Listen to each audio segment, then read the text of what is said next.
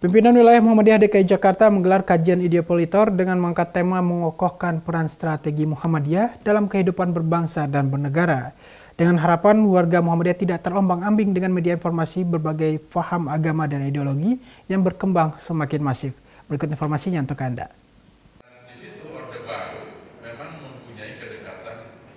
Kajian ideopolitor pimpinan Wilayah Muhammadiyah DKI Jakarta resmi digelar selama 3 hari dengan mengangkat tema mengokohkan peran strategi Muhammadiyah dalam kehidupan berbangsa dan bernegara.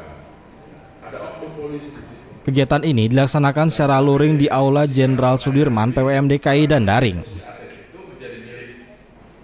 Ketua PWM DKI Jakarta Sun An Miskan mengungkapkan agenda di bulan Ramadan, bulan penuh rahmat, karena memandang ideopolitor Muhammadiyah sangat fundamental, bagaikan jangkar kapal yang menghadang gelombang agar kapal tidak tenggelam, dari berbagai paham agama dan ideologi yang datang secara masif, serta meningkatkan mutu amal usaha Muhammadiyah baik di bidang pendidikan, kesehatan, dan sosial untuk disumbangkan kepada warga persyarikatan.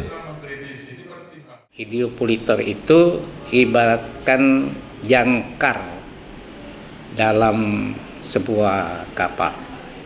Kapal tidak akan oleng menghadapi berbagai gelombang karena dia punya jangkar sehingga bisa stabil.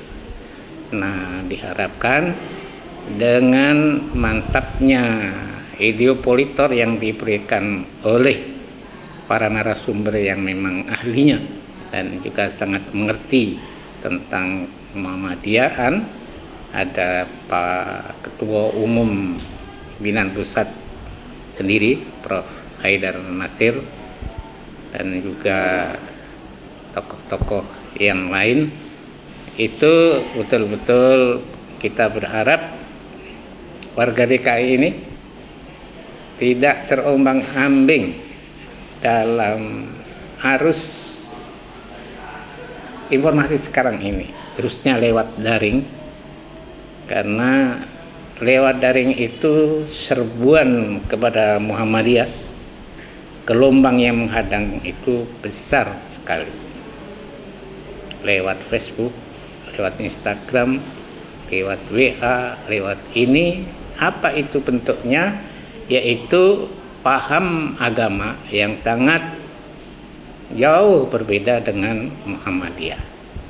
Juga ideologi yang juga sangat jauh berbeda dengan Muhammadiyah. Nah, memandang suasana kayak begini, apalagi sebentar lagi 2 tahun lagi 2024 udah ada gelombang besar tatkala Republik ini melakukan rutinitas 5 tahunan, ada pencapresan, ada pencakupan, ada pencalekan pusat dan daerah. Itu ke sana jangan lupa membawa misi Muhammadiyah, misi Islam, misi rahmatan lil alamin, sehingga jagat politik di Republik ini menjadi suci dan mulia. Tidak seperti sekarang ini, politik itu betul-betul seperti menghalalkan segala cara dan maslahat kepada bangsa tidak nampak. Agus Suradika selaku narasumber juga menyampaikan Muhammadiyah sebagai bagian dari warga negara yang ikut andil dengan lahirnya bangsa Indonesia.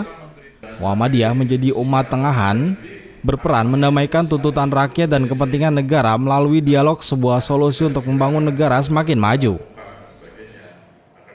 Negara kita ini memerlukan energi kuat untuk bisa mengkritisi kekuasaan supaya membuat kebijakan-kebijakan yang berpihak pada kerakyatan, kebijakan yang membawa pada kemaslahatan umat gitu ya.